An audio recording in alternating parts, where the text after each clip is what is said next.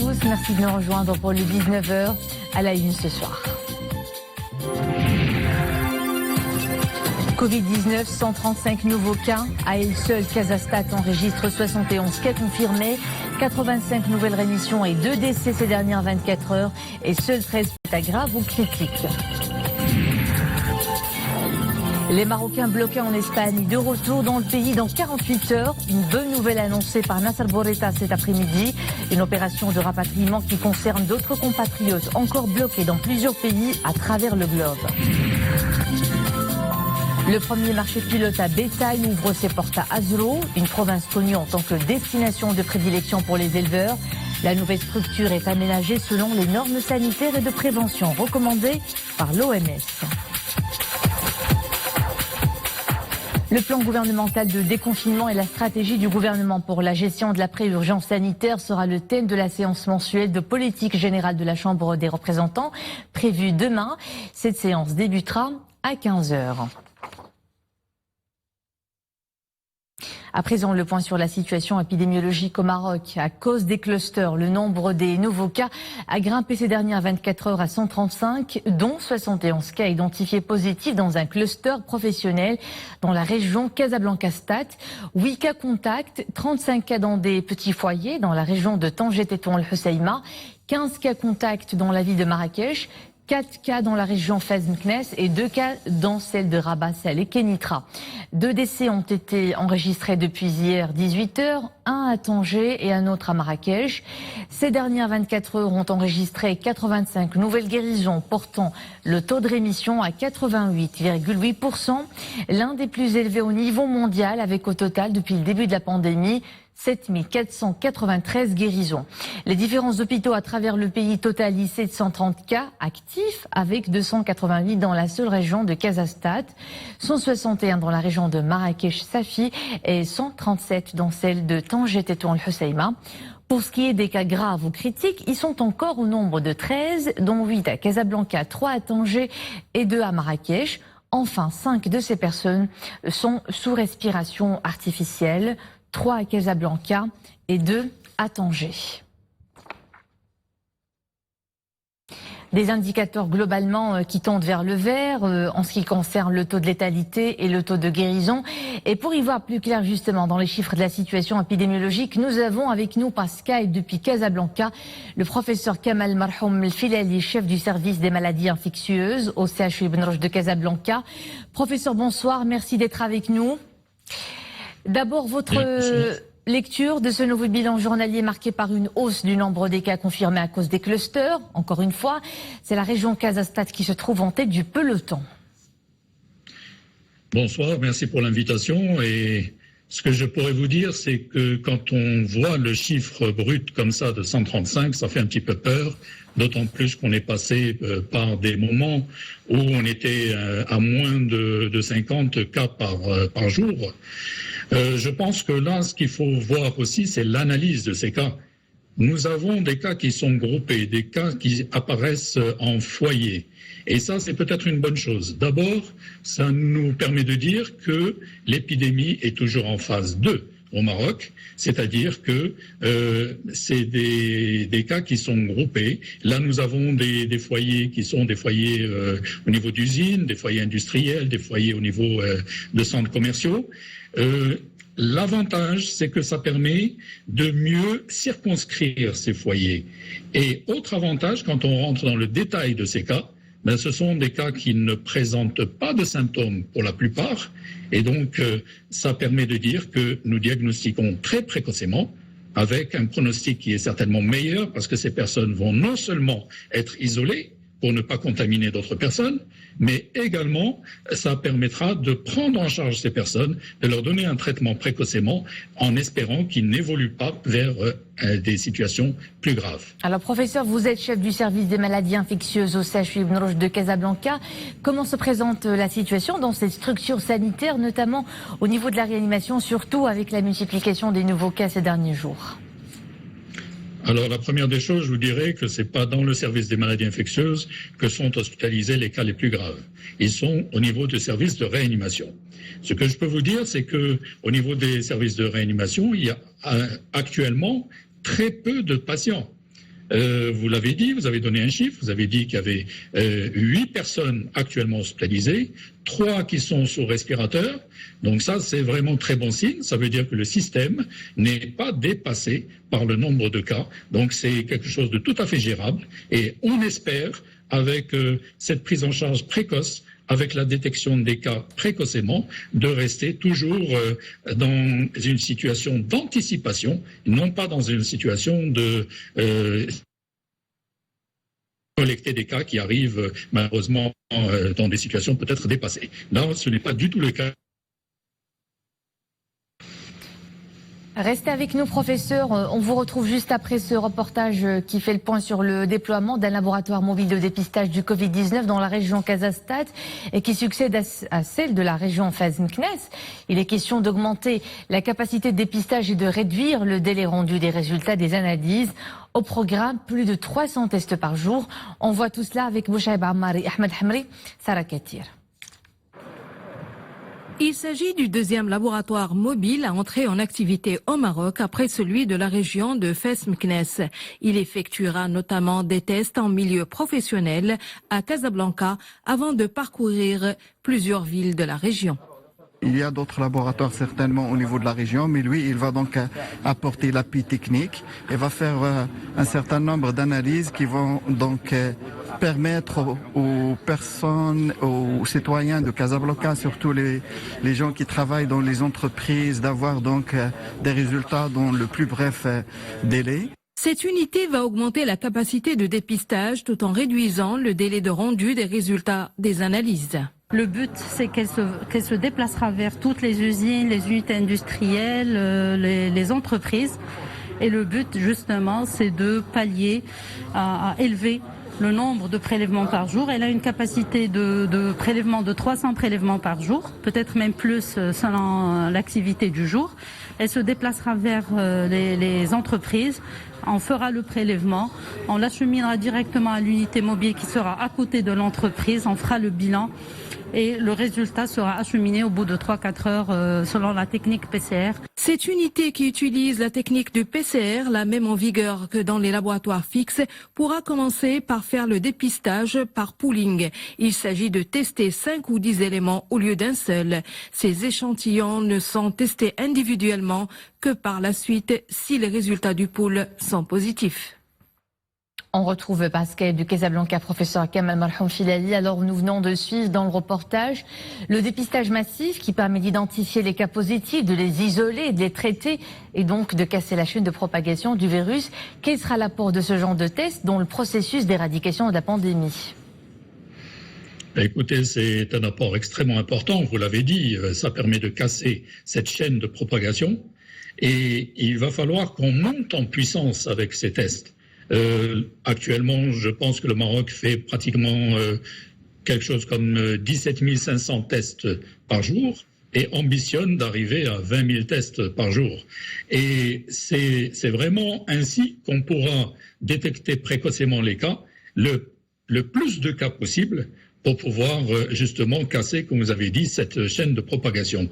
Et comme on l'a vu dans le reportage, il est important également d'avoir des laboratoires mobiles qui vont aller vers les entreprises, vers les personnes qui vont être prélevées. Ça facilite les choses et ça permet de contribuer à augmenter ce nombre de tests et ça vient aider, si vous voulez, les autres laboratoires, les laboratoires fixes au niveau des différents CHU, au niveau de l'Institut national d'hygiène, au niveau de l'Institut Pasteur, etc.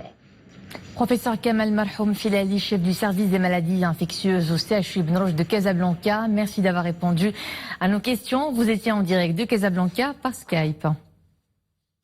Enfin, cette bonne nouvelle attendue depuis des mois. Le Royaume entamera dans 48 heures le rapatriement des Marocains bloqués en Espagne.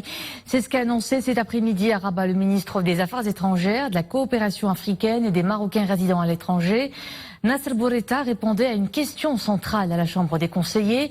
Il a précisé que la priorité sera accordée aux ressortissants marocains résidant dans le sud de l'Espagne, particulièrement Al Jaziras, avant d'englober ensuite la Catalogne, le Pays Basque et la capitale Madrid.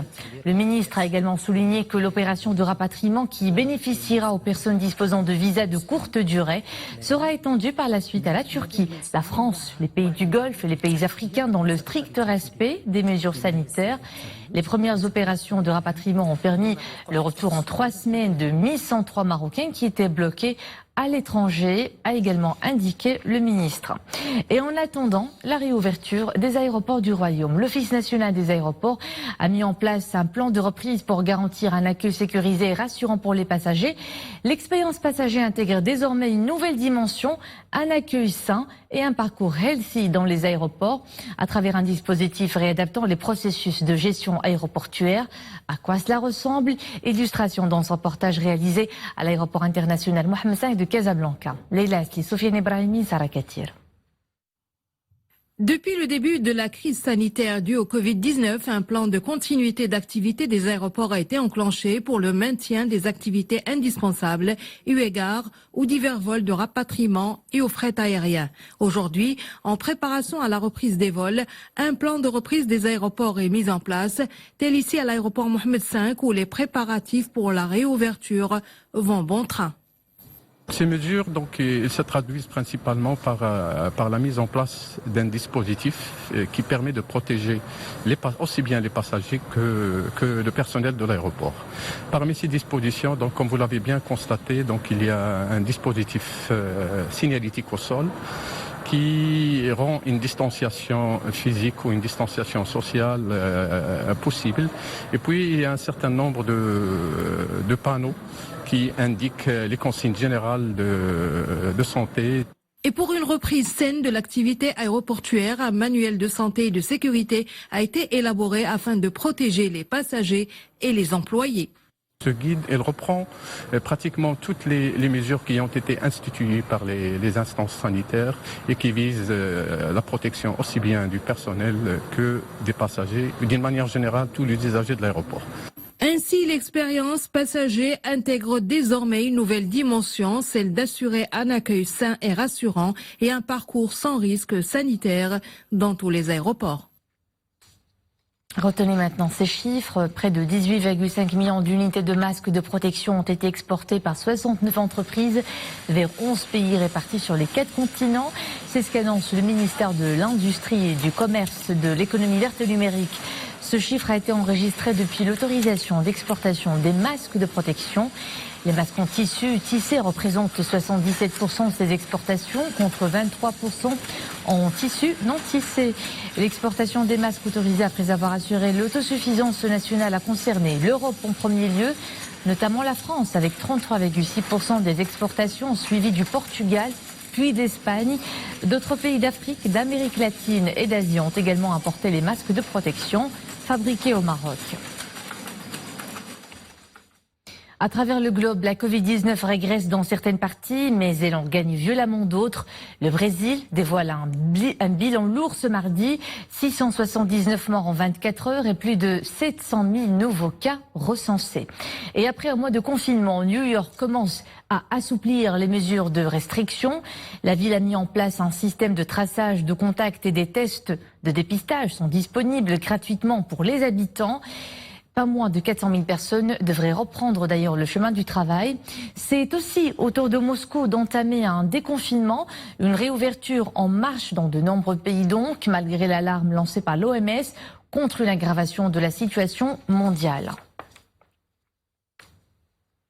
L'ambassadeur représentant permanent du Maroc auprès de l'ONU à New York, Omar Hillel, président du segment des affaires humanitaires du Conseil économique et social des Nations Unies, a ouvert aujourd'hui les travaux de la session 2020 de ce segment. Une réunion virtuelle marquée par un message fort du secrétaire général des Nations Unies, Antonio Guterres, dans lequel il a souligné que la pandémie du Covid-19 a le potentiel d'être catastrophique dans certains des endroits les plus pauvres et les plus fragiles du monde, d'où l'importance de la réponse humanitaire multilatérale qui n'a jamais été aussi vitale. Le premier marché pilote à bétail à l'échelle du royaume ouvre ses portes à Azro dans le respect des conditions de santé et de prévention recommandées par l'OMS en ces temps de pandémie. Le choix de la province d'Azro pour abriter ce premier marché du genre s'explique par le fait qu'il s'agit d'une région d'élevage par excellence avec ses 3,7 millions de caprins et ovins. Reportage Ahmed Fadeli, commentaire Boukabn Rabrit. À l'entrée du marché, les règles d'hygiène et de sécurité sont strictement respectées. Son ouverture fait suite aux requêtes des éleveurs qui ont été fortement affectés par la pandémie du Covid-19. On est content de pouvoir enfin vendre nos bêtes après 3 mois d'arrêt dû au Covid-19. Le marché a été conçu de telle sorte à respecter la distanciation et les mesures d'hygiène. On nous a distribué des bavettes. C'est une excellente initiative. Sans cet espace, il nous était difficile d'écouler nos bêtes après de longs mois d'arrêt.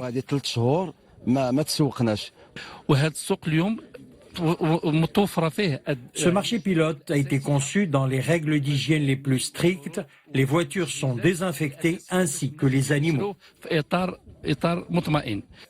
Aménagé dans le cadre d'un partenariat entre le ministère de l'Agriculture, la Confédération marocaine de l'agriculture et du développement rural et les autorités locales, la nouvelle structure constitue une expérience pilote au niveau national. Ce marché, il est construit sur une superficie de 1 hectare avec 80 box de 25 mètres carrés chacun et il est bien sûr réservé à toute race, les ovins, bovins, ovins, caprins et même la volaille. Le choix d'Azro pour l'ouverture de ce premier marché pilote à bétail est motivé par le fait que la région Fez-Meknès est une région d'élevage par excellence avec ses 3,7 millions de caprins et d'ovins. Berceau de la race Timhdit, Azro compte à elle seule plus d'1,2 million têtes d'ovins. Depuis près de 3 mois maintenant, le confinement dicte ses lois. Distanciation sociale et physique, mode d'hygiène renforcé, sites et paysages désertés. Le tout mêlé à un changement radical des habitudes et des simples plaisirs du quotidien. Pas facile de composer avec une situation sans précédent. Quel a donc été l'impact du confinement sur nous? Réponse dans ce reportage de Hijb Tamk, Madij Tabi et Oumaima Ramli. Des rues comme balayées par le vent du confinement. Zones piétonnes, parcs et cafés fermés. Cela fait plus de 2 mois que ces lieux sont désertés.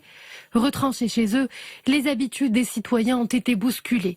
Amputés des loisirs simples de la vie, les familles se sont retrouvées face à de nouveaux comportements. Un mal pour un bien, une occasion en or pour renouer avec la famille. Comme je travaille à distance, je passe beaucoup plus de temps avec mes enfants. Le travail nous avait éloignés et le confinement nous a rapprochés. Par peur d'être contaminés, nous évitons de sortir, mais nous avons pu trouver des moyens pour nous divertir chez nous, bien que ça ne soit pas toujours évident.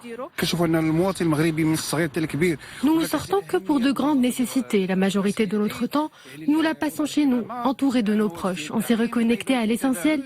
Le confinement m'a surtout rapproché avec mes parents. Ne pas céder à la peur et apprendre à vivre avec le virus, c'est l'appel lancé par les spécialistes. Je sais qu'effectivement, il y avait des points négatifs. C'était le problème, la peur, la dépression et l'anxiété, parce qu'on ne savait pas du tout la maladie, comment ça va évoluer. On avait peur, effectivement, de tomber malade, lui, sa famille, ses enfants, ses parents, etc. Mais grâce aux volontés des gens, de plus en plus, on commence à connaître cette maladie. On arrive effectivement à apprendre beaucoup de choses. À la veille du début du processus de déconfinement, les villes s'apprêtent à sortir lentement de leur torpeur. Les citoyens les investiront de nouveau bientôt. Mais la prudence devra rester notre principale conseillère. Voilà donc pour l'essentiel de l'actualité de ce mardi. D'autres titres de l'actu à 21h avec Raïs Moissine. Au plaisir de vous retrouver demain 19h. Belle soirée.